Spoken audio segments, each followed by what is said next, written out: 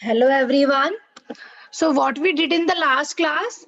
In the last class, we started with the last topic of Unit 2, which is one-dimensional or linear harmonic oscillator. In this, we did up to equation number 88. हमने क्या किया था last class में? हमने पहले restoring force equation लिखी F is equal to minus kx, फिर हमने उससे पोटेंशियल एनर्जी फंक्शन निकाला half m omega square x square. जब हमें पोटेंशियल एनर्जी फंक्शन मिल गया, फिर उसको हमने time independent Schrodinger wave equation में सब्स्टिट्यूट किया। अब जो हमारे पास इक्वेशन नंबर 78 आई, which is Schrodinger wave equation, वो थोड़ा डिफिकल्ट है सॉल्व करने के लिए। तो अब हमारा नेक्स्ट स्टेप क्या है? To find the solution of this equation, to find psi x. तो इसको निकालने के लिए we'll use some of the phenomena or we'll use some of the techniques to reduce this equation into the convenient form so that we can find the solution of psi x. So what are the different techniques? The first technique will be put y equal to alpha x. जब हमने y को alpha x के equal substitute किया तो हमें एक दूसरी equation मिली विच इज इक्वेशन नंबर 81। अपनी बुक में देखो, जो इक्वेशन नंबर 81 है उसमें जो हमारे पास अल्फा है वो आया under root m omega upon h cut, और जो लैम्डा आया वो आया 2me upon h cut square alpha square. ठीक है, पहले हमने इक्वेशन नंबर 78 लिखी थी श्रोडिंगर वेव इक्वेशन। ठीक है, फिर उसके बाद हमने y equal to alpha x का एजम्पशन लिया, फिर हमने इस इक्वेशन को रिड्यूस किया into the form equation number 81, और जो लैम्डा है उसमें we'll substitute the value of alpha, it comes out to be lambda is equal to 2e upon h cut omega. So equation number 81 can again be rewritten as equation number 84. ये सब हम last class में देख चुके थे। Simple Schrodinger wave equation लिख के y equal to alpha x substitute करो, फिर उसके बाद हमारे पास इक्वेशन नंबर 84 आई। इसमें हम कंसीडर करेंगे let y square is very very greater than lambda. So equation number 84 में अगर हम y को नेग्लेक्ट कर अगर हम इक्वेशन नंबर 84 में लैम्डा को नेग्लेक्ट कर देते हैं तो हमारे पास इक्वेशन नंबर 85 आती है। d2 psi upon dy square minus y square psi equal to 0। इसका हमने सोल्यूशन निकाला था which came out be psi is equal to e raised to power minus y square upon 2, और ये हम ऑलरेडी देख चुके थे e raised to power plus y square upon 2 जो है ये सोल्यूशन पॉसिबल नहीं है। एक्सपोनेंशियल अगर पॉजिटिव होगा तो when y tends to infinity psi will tend to 0 and psi has to be finite everywhere according to its property। हमारे पास finally psi as a function of y आया था 5y into e raise to power minus y square upon 2। ये हमने last class में करा था। अब हम इसके आगे प्रोसीड करेंगे। फाइनली हमें साई निकालना है as a function of x। तो अगर हमें साई मिल गया as a function of y तो हम y को पुट कर देंगे अल्फा x, तो हमें साई मिल जाएगा as a function of x। Alpha अब हमें नोन है under root m omega upon h cut. तो इक्वेशन नंबर 88 में अगर हमें 5y मिल गया तो हमें psi y भी मिल जाएगा। तो नेक्स्ट स्टेप क्या होगा अब? To find 5y। और ये जो इक्वेशन नंबर 88 है ये किसका सोल्यूशन है? This is the solution of equation 84 and equation number 84 is this equation. क्या ये हमारी रिड्यूस्ड फॉर्म थी time independent Schrodinger wave equation की, जो इक्वेशन नंबर 78 थी। अब हमें इसका सोल्यूशन मिल गया which is represented by equation number 88। इसमें स्टिल phi जो है वो अननोन है। So now our next step is to find the value of phi। phi को हम कैसे निकालेंगे? इक्वेशन नंबर 88 psi y जो है ये सोल्यूशन है इक्वेशन नंबर 84 का। इसका मतलब psi y जो है ये सेटिस्फाई करेगा इक्वेशन 84 को। तो इक्वेशन नंबर 84 में इस साई की वैल्यू सब्स्टिट्यूट कर दो। अब इक्वेशन नंबर 84 में जब हम साई की वैल्यू सब्स्टिट्यूट करेंगे, यहाँ देखो, यहाँ हमने साई की वैल्यू सब्स्टिट्यूट कर दी 5y e raised to power minus y square upon 2, यहाँ पे भी पुट करनी है। तो उसके लिए हमें साई को पहले डबल डिफरेंशिएट करना पड़ेगा विद रिस्पेक्ट टू y। तो सबसे पहले हमने इसको डिफरेंशिएट किया विद रिस्पेक्ट टू y, इसको करेक्ट कर लो, ये यहाँ पे मिस प्रिंटिंग है, x नहीं आएगा y आएगा। So on differentiating equation number 88 with respect to y we obtain d psi upon d y क्या होगा, फाई का डिफरेंशिएशन आ गया d phi upon d y exponential as it is, then minus, then plus होता है plus phi into the differentiation of this exponential. और ये हमने ऑलरेडी देखा था लास्ट क्लास में, e raised to power minus y square upon 2 का differentiation क्या आएगा, e raised to power minus y square upon 2 into minus y। तो e raised to power minus y square upon 2 as it is आया, यहाँ minus हो गया और यहाँ y आ गया। So this is the differentiation of psi with respect to y. Now what we have to find? We have to find d2 psi upon dy square. So differentiate this equation again with respect to y. सबसे पहले first term देखो, d phi upon d y का differentiation क्या होगा, d two phi upon d y square into e raise to power minus y square upon 2, then plus d phi upon d y into the differentiation of e raise to power minus y square upon 2, और इसका differentiation क्या होगा, e raise to power minus y square upon 2 into minus Y. तो ये minus आ गया, ये y आ गया exponential as it is. ठीक है, अब हम सेकंड टर्म देखते हैं, minus 5 into e raise to power minus y square upon 2 into y, इसका differentiation with respect to y। तो 5 का डिफरेंशिएशन हो गया d phi upon d y, y e raise to power minus y square upon 2 as it is रहा। Next minus 5, अब इस term का हम डिफरेंशिएशन करेंगे विद रिस्पेक्ट टू y। कैसे होगा, e raise to power minus y square upon 2 as it is, और y का डिफरेंशिएशन हो गया 1। ठीक है, then minus y e raise to power minus y square upon 2 into y, क्योंकि e raise to power minus y square upon 2 का differentiation होता है e raise to power minus y square upon 2 into minus y। इसे खुद से करके देखोगे तो ज्यादा अच्छे से समझ में आएगा।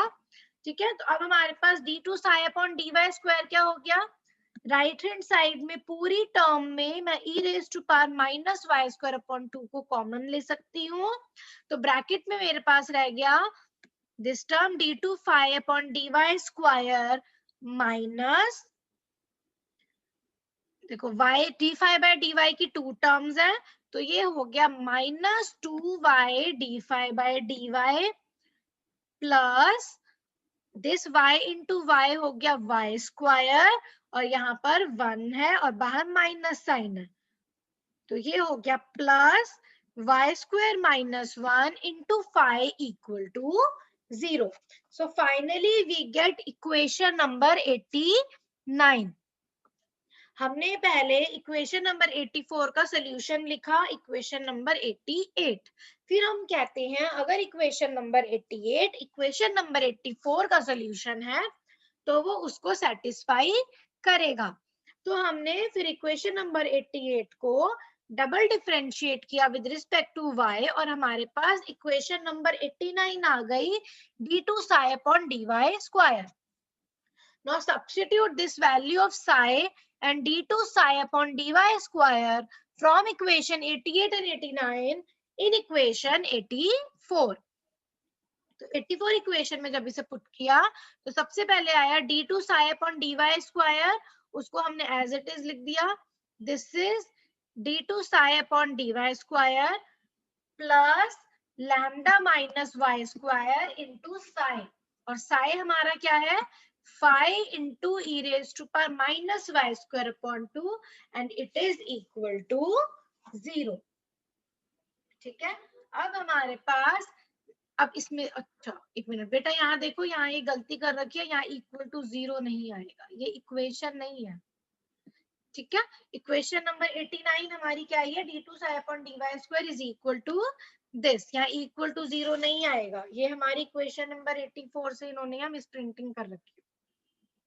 तो इक्वेशन नंबर 84 में हम psi और d2 psi upon dy square की वैल्यू सब्स्टिट्यूट करेंगे, तो फिर हमारे पास अब ये इक्वेशन आ गई। इस इक्वेशन में मैं e raise to power minus y square upon 2 को कॉमन ले सकती हूँ, तो ब्रैकेट में मेरे पास आ गया d2 phi upon dy square minus 2y d phi upon dy plus lambda minus 1 into phi equal to 0। ये जो y स्क्वायर वाली टर्म्स हैं, they are equal and opposite, so they will cancel out. तो हमें इक्वेशन नंबर 90 मिली।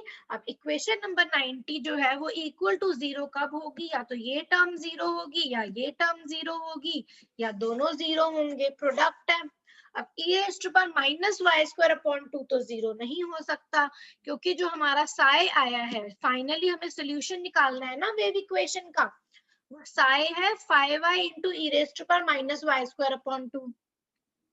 अगर e raise to power minus y square upon 2 ही 0 हो गया तो कंप्लीट वेव फंक्शन साई 0 हो जाएगा। अगर साई 0 हो गया तो हमें फायदा ही क्या है ये पूरा डेरिवेशन करने का, हमें नॉन जीरो सोल्यूशन निकालना है।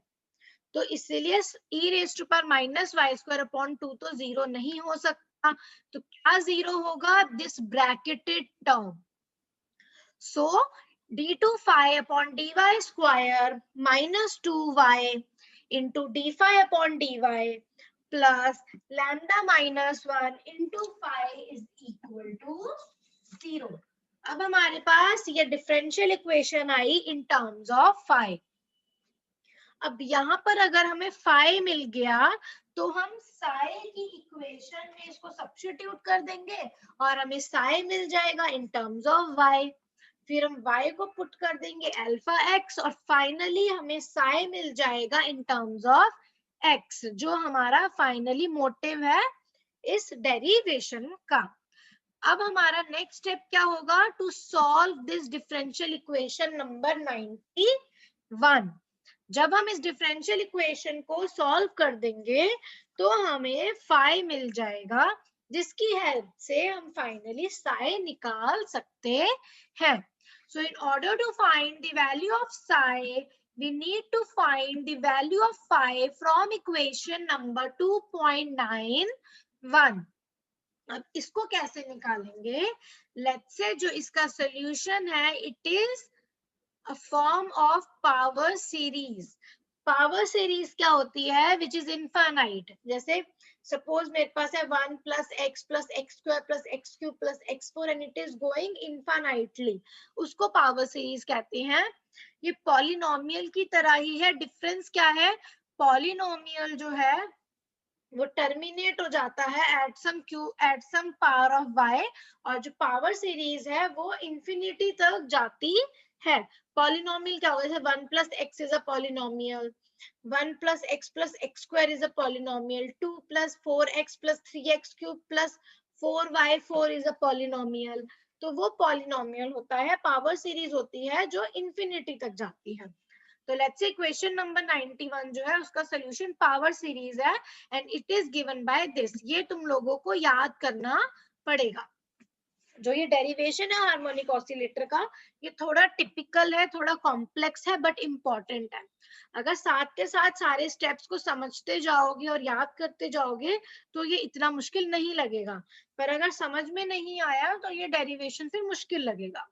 कुछ स्टेप्स हैं जो तुम लोगों को याद करने पड़ेंगे, पर अगर समझ में आ जाता है तो उन स्टेप्स को यूज करके आगे डेरिवेशन करना आसान होगा। तो इसका सोल्यूशन 5y क्या है, y raised to power s into a naught plus a1y plus a2y square plus so on going to infinity। a naught a1 a2 जो है ये सारे कोफिशिएंट्स हैं, ठीक है। इसको I can rewritten as in the form of summation 5y is equal to y raised to power x summation ar into y raised to power r, where r is going from 0 to infinity। अगर r 0 है तो ये term क्या हो गई a0, अगर r 1 है तो ये हो गया a1y, r2 है तो ये हो गया a2y स्क्वायर। तो ये समेशन क्या है, this is nothing but this value. तो फाइनली अगर मैं y raise to power s को समेशन के अंदर ले जाऊं, then I get equation number 92, 5y is summation ar y raise to power s plus r। तो अब अगर हमें फाई निकालना है तो हमें ये जो कोफिशिएंट्स है ए आर, इनकी वैल्यूज पता होनी चाहिए। Now, यहाँ पे जो a नॉट है it is not equal to 0 and s is greater than equal to 0। ये कंसिडरेशन इन्होंने लिया है और ये तुमको याद रखना है और ये इस डेरिवेशन में लिखना भी जरूर है, ठीक है। 5y जो है this is the power series solution of equation number 91 such that a naught is not equal to 0 and s is greater than equal to 0. So we get equation number 92. Next जो हम सब शुरू से करते आ रहे हैं इस डेरिवेशन में वही करेंगे। हमने ये सॉल्यूशन तो लिख दिया, लेट्स से इसका सॉल्यूशन ये पावर सीरीज है। अगर ये इसका सॉल्यूशन है, ये अब हमें चेक करना है। तो अगर ये इसका सॉल्यूशन है तो ऑब्वियसली ये इसकी इक्वेशन को सेटिस्फाई करेगा। तो इक्वेशन नंबर 92 से d phi by d y निकालो, d2 phi by d y square निकालो, फिर इक्वेशन नंबर 91 में सब्स्टिट्यूट करो और फिर देखो सॉल्यूशन जो है वो क्या आता है। और अगर ये इसका सॉल्यूशन है तो ये इस इक्वेशन को सेटिस्फाई करेगा। नाउ डिफरेंशिएट करो अब इक्वेशन 2.92 को विद रिस्पेक्ट टू y। तो d phi by d y क्या होगा, ए आर तो कोफिशिएंट्स है which are constant, summation r going from 0 to infinity a r as it is रहेगा। y raise to power s plus r का differentiation क्या होगा, s plus r into y raise to power s plus r minus 1। ये differentiation तो simple है, ठीक है। इस डिफरेंशिएशन में तो कोई दिक्कत नहीं है। y raise to power n का डिफरेंशिएशन क्या होता है, n into y raise to power n minus 1। वही यहाँ पे किया, y raise to power s plus r का डिफरेंशिएशन होगा s plus r into y raised to power s plus r minus 1. Now to get the second derivative of phi, d2 phi upon dy square, differentiate equation number 93 again with respect to y. Then we will get equation number 94. So d2 phi upon dy square होगा summation ar into s plus r, फिर y raised to power s plus r minus 1 का differentiation होगा s plus r minus 1 into y raised to power s plus r minus 2। ये भी simple differentiation है। सो हमें phi मिल गया, d phi by dy मिल गया, d2 phi by dy square मिल गया। Now substitute these three values in equation number 91। Equation number 91 में अब इनकी वैल्यूज को सब्स्टिट्यूट करो। इसका सॉल्यूशन पावर सीरीज है 5y, so this will satisfy this equation. तो d2 phi upon dy square put किया, summation ar s plus r minus 1 y raised to power s plus r minus 2 minus summation ar bracket में twice of s plus r minus bracket में lambda minus 1 whole bracket y raised to power s plus r equal to 0। ये equation कैसे आई, first term क्या है equation number 91 में, ये term हमने लिख दी। उसके बाद हमारे पास ये दो टर्म्स है जिसको हमने कंबाइन करके सिंगल टर्म में लिखा है। D phi by d y जो है वो है y raised to power s plus r minus 1। तो y raised to power s plus r minus 1 into y क्या हो जाएगा, y raised to power s plus r, और यहाँ पे phi जो है वो तो है ही y raised to power s plus r के टर्म्स में, तो हम y raised to power s plus r को कॉमन ले लेंगे और ब्रैकेट में हमारे पास रहेगा summation ar twice of s plus r minus lambda minus 1। इसको जब तुम करोगे खुद से बुक में तो ये स्टेप क्लियर हो जाएगा। And this is equation number 95। ये इक्वेशन सिंपल डिफरेंशिएशन से आई है, फिर भी इस इक्वेशन को एक बार खुद से सॉल्व करके देखना ताकि ढंग से समझ में आए। ना अब ये इक्वेशन क्या कह रही है, this complete equation is equal to 0। इसका मतलब, और ये सारा सम के अंदर है, इसका मतलब जो कोफिशिएंट है हर एक पावर का y का, it must be separately equal to 0, तभी इक्वेशन नंबर 95 जो है इन टोटल वो इक्वल टू 0 आएगा। ठीक है, y का कोफिशिएंट, y स्क्वायर का कोफिशिएंट, y क्यूब का कोफिशिएंट, y4 का कोफिशिएंट, ये सारे that should be equal to 0। तो ये अब हम इक्वेट कर करके डिफरेंट इक्वेशंस लिखेंगे। सबसे पहले हम इक्वेशन लिखेंगे y raise to power s minus 2 के कोफिशिएंट को इक्वेट करेंगे। क्यों? समेशन r से जा रहा है, i are going from 0 to infinity, तो यहाँ पे y की मिनिमम वैल्यू क्या होगी? जब हम r को 0 पुट कर देंगे तो y की मिनिमम वैल्यू है y raise to power s minus 2। यहाँ पर y की मिनिमम वैल्यू क्या है? y raise to power s। ठीक है, जब हम इस समेशन को पूरा खोल देंगे r की वैल्यू 0 से इंफिनिटी पुट करके, तो इनिशियली जब हम r को 0 पुट करेंगे तो ये जो y की पावर है ये y raise to power s minus 2 हो जाएगी, और ये y raise to power s। अब हम अगर कोफिशिएंट इक्वेट करते हैं y raise to power s minus 2 के, तो इसका कोफिशिएंट क्या है? ये है इसका कोफिशिएंट। ठीक है, s माइनस 2 का मतलब क्या है? r 0 है, यहाँ पे r को 0 पुट करो, ये हो गया a not into s minus 1। यहाँ पर तो है ही नहीं y raise to power s minus 2, इसकी तो मिनिमम वैल्यू ही y raise to power s है इस समेशन की। तो हमारे पास सिंपल इक्वेशन नंबर 96 आई, जब हमने इक्वेट किया कोफिशिएंट्स को y raise to power s minus 2 के, तो हमारे पास आया a not into s minus 1 equal to 0। Next अब हम इक्वेशन लिखेंगे y raise to power s minus 1 के कोफिशिएंट की। y raise to power s minus 1 का मतलब क्या है? जब r को हमने 1 लिया तो ये हो गया y raise to power s minus 1। तो इसका कोफिशिएंट क्या हो गया? a1 into s plus 1 into s plus 1 minus 1। तो a1 into s plus 1।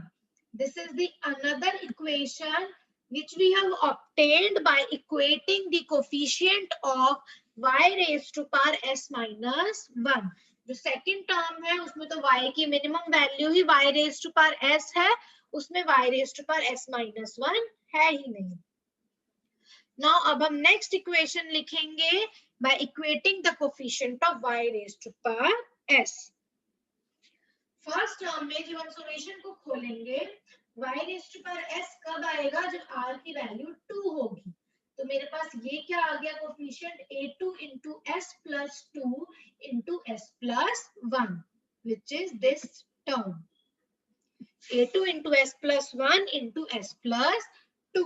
Now ये जो सेकेंड टर्म है इसमें भी y raise to power s आएगा।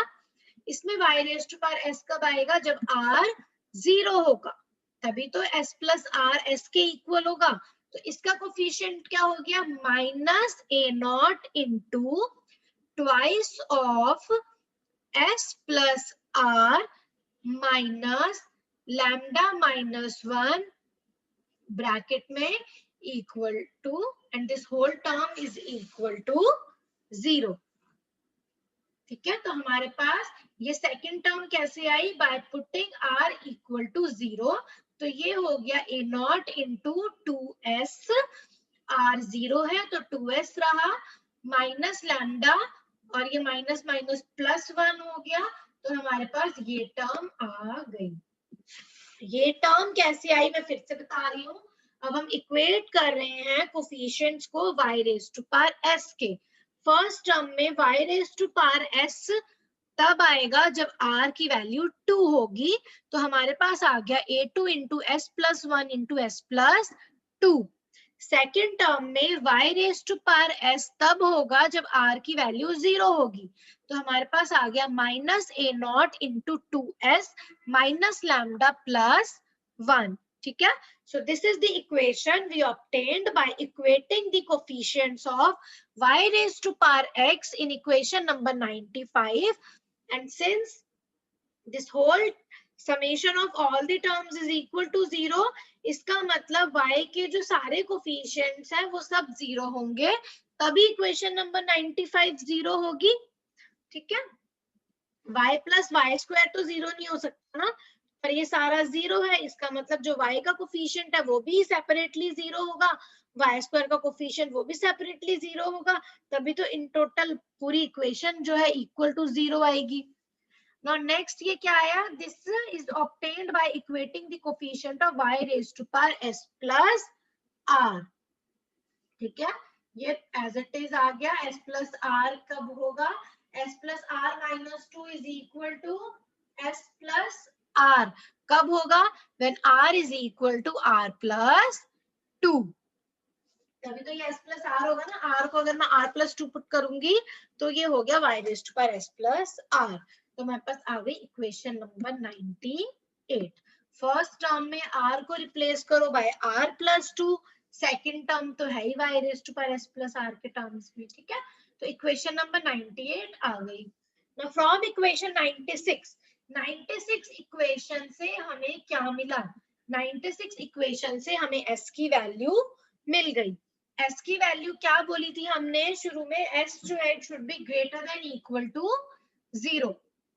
So from equation 96 we get s is equal to 0 और s is equal to 1। ठीक है, ये मल्टीप्लीकेशन में है ना, तो ये 0 कब होगा, या तो s 0 होगा या s minus 1 0 होगा। s minus 1 0 होने का क्या मतलब है, s is equal to 1। a not तो 0 है नहीं, हमने ये कंडीशन लिखी थी ना, एक बार इसको दोबारा देखो, ये कंडीशन लिखी थी ना, a not is not equal to 0 and s is greater than equal to 0। यहाँ पे हम कह रहे हैं ए नॉट तो 0 हो नहीं सकता, बट ये पूरी इक्वेशन तो 0 है, तो ये पूरी इक्वेशन 0 कब होगी, जब ये टर्म 0 होगी। ठीक है, ये भी प्रोडक्ट में है, तो या तो फर्स्ट टर्म 0 होगी या सेकंड टर्म 0 होगी। फर्स्ट टर्म 0 होने का मतलब है s is equal to 0, second term 0 होने का मतलब है s इज इक्वल टू 1। तो इक्वेशन नंबर 96 से हमें s की दो वैल्यूज मिल गई, इट कैन बी 0 और it can B 1। Now next equation number 97 क्या कहता है कि या तो ये प्रोडक्ट कब 0 होगा, या तो a1 0 होगा या s 0 होगा या s minus 1 होगा। बट जो हमने कंडीशन लिखी थी वो कंडीशन क्या कहती है, that s should be greater than equal to 0। इसका मतलब है s जो है वो -1 नहीं हो सकता, but s cannot be -1, so we have either s is equal to 0 or a1 equal to 0 or both। ठीक है, तो इक्वेशन नंबर 97 0 कब होगी, या तो s 0 होगा या a1 0 होगा या दोनों 0 होंगे, तब भी 0 होगा। ठीक है, सिमिलरली अब इक्वेशन नंबर 98 से हमें क्या मिला, a r plus 2 upon ar is equal to 2s plus 2r plus 1 minus lambda divided by s plus r plus 2 into s plus r plus 1। ये हमें मिला by equating the coefficients of y raised to power s plus r, हमें मिली थी equation number 98। तो इससे हमें ये relation मिल गया, इसको हम कहते हैं recursion formula. This relation is called recursion formula। इसको recursion formula क्यों कहते हैं, because it can be used to find the coefficients of a's। r को अगर मैं 0 पुट करती हूँ और सपोज मुझे a नॉट नोन है, तो इस 99 इक्वेशन की हेल्प से मैं a2 निकाल सकती हूँ। ठीक है, और अगर मुझे a2 मिल गया तो मैंने ar की जगह a2 सब्स्टिट्यूट किया तो मुझे a2 से a4 मिल जाएगा, और अगर मुझे A4 मिल गया तो मुझे A6 मिल जाएगा एंड सो ऑन। तो अगर मुझे कोई एक भी इवन सबस्क्रिप्ट की कोफिशिएंट की वैल्यू मिल गई, A0, A2, A4, A6, तो मैं फर्दर सारे इवन कोफिशिएंट्स की वैल्यूज निकाल सकती हूँ इक्वेशन नंबर 99 से। तो अगर मुझे A0 मिल गया या A2 मिल गया तो सारे कोफिशिएंट्स मिल जाएंगे। सिमिलरली अगर मुझे A1 मिल गया तो मैं A3 निकाल सकती हूँ, A3 मिल गया तो मैं A5 निकाल सकती हूँ। मतलब अगर मुझे एक भी कोफिशिएंट की वैल्यू पता चल गई, अगर मुझे ऑड कोफिशिएंट की वैल्यू पता चलती है तो मैं सारे ऑड कोफिशिएंट्स की वैल्यूज निकाल सकती हूँ।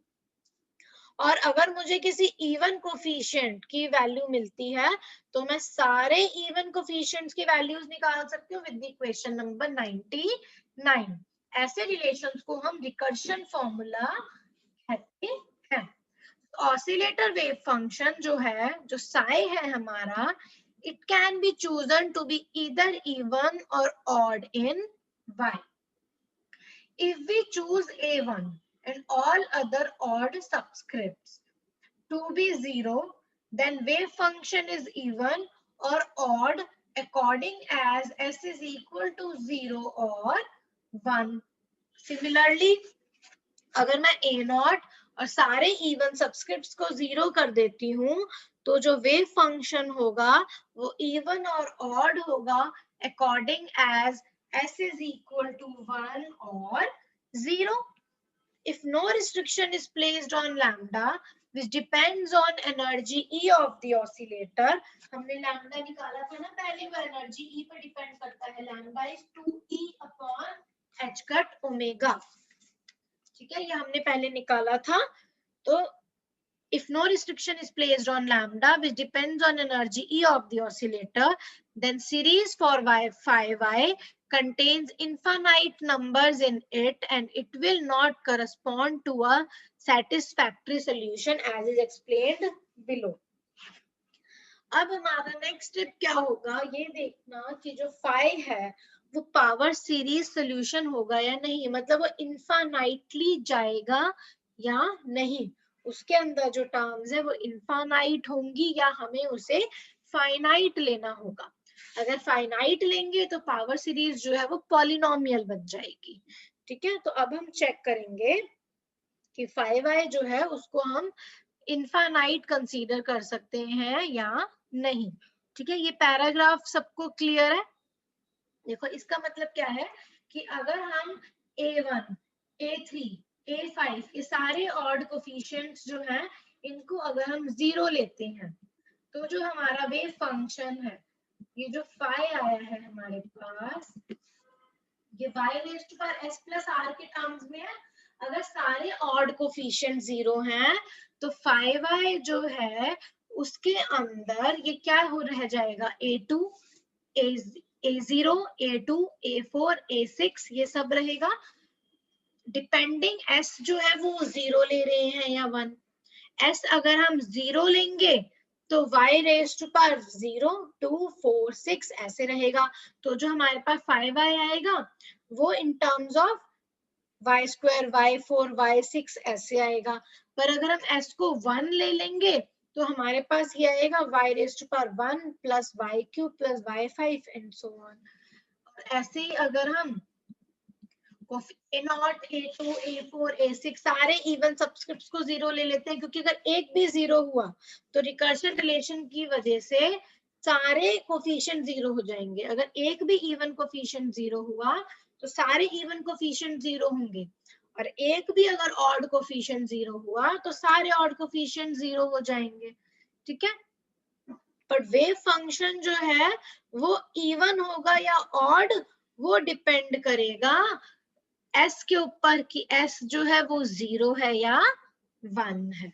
ठीक है, so it can be chosen to be either even और ऑड इन y। नेक्स्ट, ये इतना ज्यादा करने की जरूरत नहीं है, अपना जितना समझ में आता है उतना लिखो, कॉम्पैक्ट लिखो, लेकिन सही लिखो, गलत नहीं लिखना। Now AR plus 2 और AR हमारा कितना था, 2S plus 2R minus lambda plus 1 divided by S plus R plus 2 into S plus R plus 1। अब हम नेक्स्ट क्लास में देखेंगे इस रिकर्शन रिलेशन की हेल्प से कि जो हमारा phi y है वो पावर सीरीज सोल्यूशन होगा या पॉलिनोमियल सोल्यूशन होगा।